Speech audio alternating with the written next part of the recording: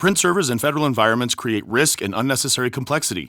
Every new printer, location, or policy adds strain to infrastructure that was never built for today's demands. FedRAMP High Authorized Printer Logic eliminates print servers with a secure cloud-native, zero-trust solution designed for federal IT. With advanced security, centralized control, and simplified management, agencies can modernize print without added burden.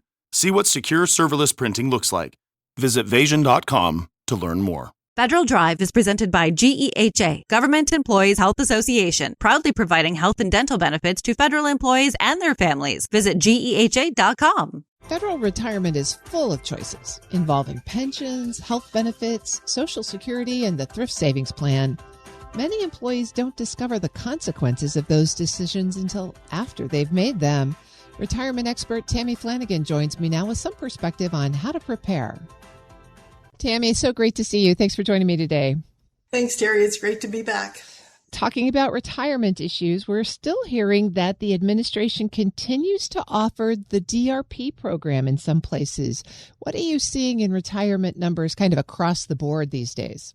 Yeah, it seems like all of a sudden, just in the last week or two, we've been getting a lot of calls from people that are retiring either September 30th, which is kind of last minute, but they're still calling for help, or the end of the year. So I agree. We're still seeing DRPs and people leaving early and people trying to make this last minute decision about what to do, sometimes with 2 weeks to decide. Well, you're right. September 30th is right around the corner. And it feels like last year we were talking about September 30th and such a big deal. As people are looking at that date, though, and it's kind of logical, the end of the fiscal year, what kinds of questions are at the top of their mind? Are they ready to make that kind of transition? Yeah, some of them are because, as you know, some people plan for retirement throughout their career, which we should do. But there's some folks who really haven't given it much thought until they got this little golden egg in front of them saying, hey, you can retire 5 or 7 years sooner than you had planned or that you were even eligible before. And so now what do you want to do?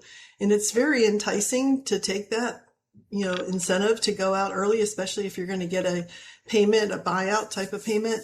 But are you ready? And that's not just financially. Are you mentally ready for this transition? And can you afford it? Some people think they can until they realize some of the things that may not be as obvious, such as the cost of living adjustment doesn't kick in under FERS until you're 62. So if you're leaving at 50, that's 12 years before you get a pay raise. And that's a long time to wait for more money to come in. Well, retiring feds are sort of a captive market. Even federal agencies, of course, are offering retirees training.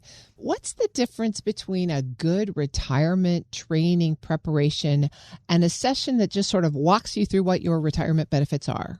Yeah, we've seen it all, and we've heard it all from different agencies where we've come in and presented training classes. And I found that sometimes, the easy way to do that is not always the best. You'll have folks out there who will give free training in an effort to gain clients. Perhaps, I'm a financial advisor and I'm looking for clients. I'll just go in and give them a briefing. But yet when the questions come in about, how much service credit is going to be allowed, or do I have to pay a deposit for this? They're not benefits experts. So they either don't know and will say they don't know, or they'll give an answer that they think is correct and it's not accurate. So you got to be really careful when you're attending a training class to know who it is that's presenting it. How much experience do they have? Are they benefits people? Are they financial planners?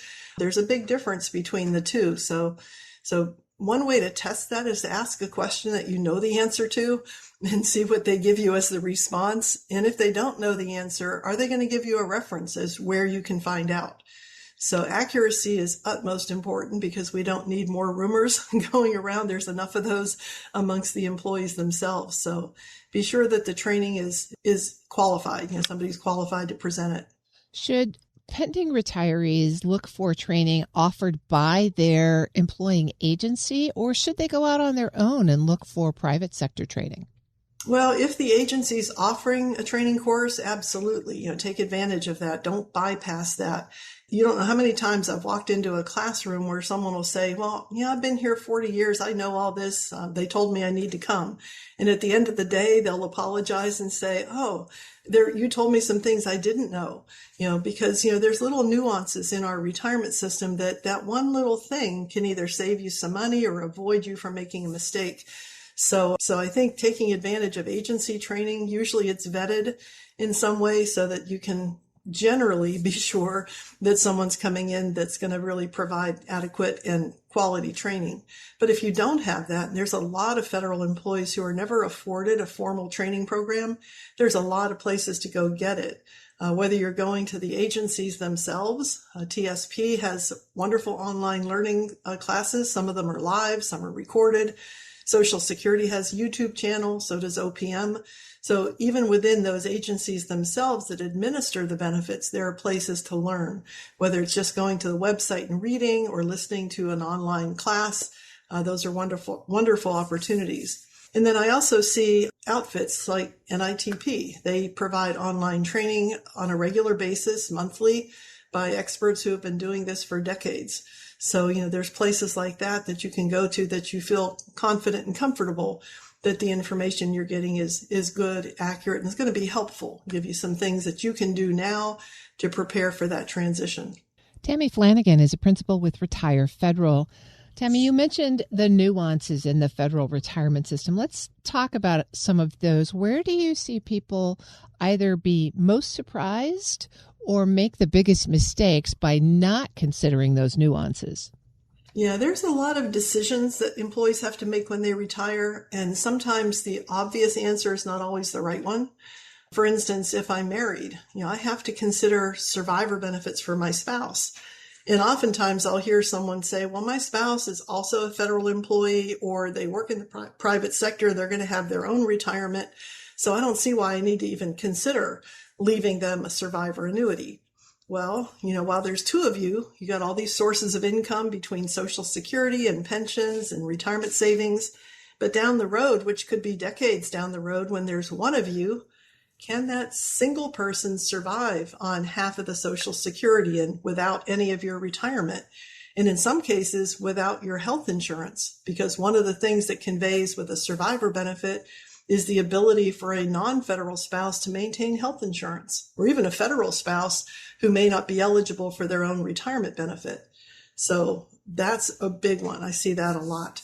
Other decisions have to do with life insurance. A lot of people want to cancel their life insurance when they retire, and they don't realize that some of that life insurance will convey free of charge once you're 65 or older. And a lot of our retirees are already 65, so they would have free coverage if they didn't cancel it.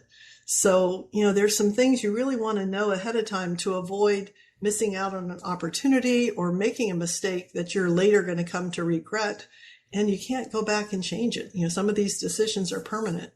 A lot of people and a lot of our discussions focus on whether or not folks are financially ready to retire. Do they have all their financial ducks in a row? But you mentioned something at the beginning of our conversation that I think is also really important and often gotten wrong, which is, are you personally and emotionally and psychologically ready to retire? How did people get to the point of really being able to answer that?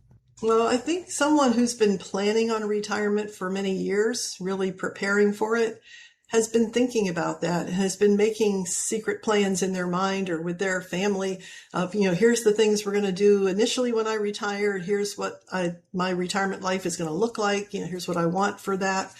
But someone who's facing a kind of a knee-jerk decision where they're just all of a sudden presented with the opportunity to retire, and they really hadn't been giving it a lot of thought, at least not for the present moment. Sometimes that can come as a mental shock when you go into retirement. First of all, you're waiting for that first check and you have some financial concerns until everything falls into place. So that can be very stressful. And then you haven't planned on, how much money do I really need? So am I mentally ready to move on to another career if I need to fill in the gaps? Or if I can afford to retire, what was my plan? Am I just going to sit and watch TV and clean the closets and do that? Or do I really have some things I really want to get into and learn some new new hobbies perhaps, or some new trades. There's a lot of things you can do, but you gotta make an effort. There's not a supervisor now telling you, here's what you need to do tomorrow. So you have to make your own plan. That's right. Maybe you find out golf isn't quite as much fun as you thought it was going to be. not when you can do it 7 days a week. As fun as that might sound. So if someone is approaching the point where they really do need to think seriously about retirement, what information would you want them to absolutely have in hand before they make the decision to leave government service? Yeah. How much time do you have? There's a lot of things that you want to have in place. First and foremost, make sure that you have documentation of all of your federal service, so that if somebody comes back to you and says, well, you only have 19 years of service and you really have 30, can you prove that? Can you say, well, here's my personnel action statement showing when I was hired. Here's the one when I left. Here's the one when I was rehired. Keep records of your personnel information. You can make a copy of your electronic official personnel folder in most cases. There's some intelligence agencies, of course, where that's not necessarily possible, but you can certainly ask for specific proof that I've done this work. I've had law enforcement people who didn't get credit for being law enforcement officers when they moved from one agency to the other. So at the last minute, they're scrambling, trying to get that proof in place so that they can actually retire under those provisions. So be responsible for your own career. Don't expect someone else to do it for you. Chances are they will, but if there's that one important piece of information that's missing, you can be, if nothing else, stressed out until you find it, or maybe at a loss for a certain amount of service. So to me, that's one of the most important things we can do. And then review that application. We now have the online retirement application. It's not as easy to review ahead of time, but those paper applications are still at opm.gov. So get your immediate retirement application, look it over, make sure you know how you're going to answer those questions, because there are some decisions you have to make.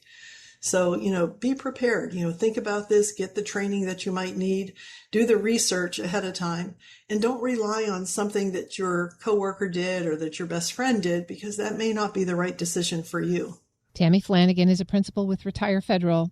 Tammy, thanks so much for joining me. Always such great guidance. Thanks, Terry. Good to be here. We'll post this interview at federalnewsnetwork.com/Federal Drive. Hear the Federal Drive on demand. Subscribe wherever you get your podcasts.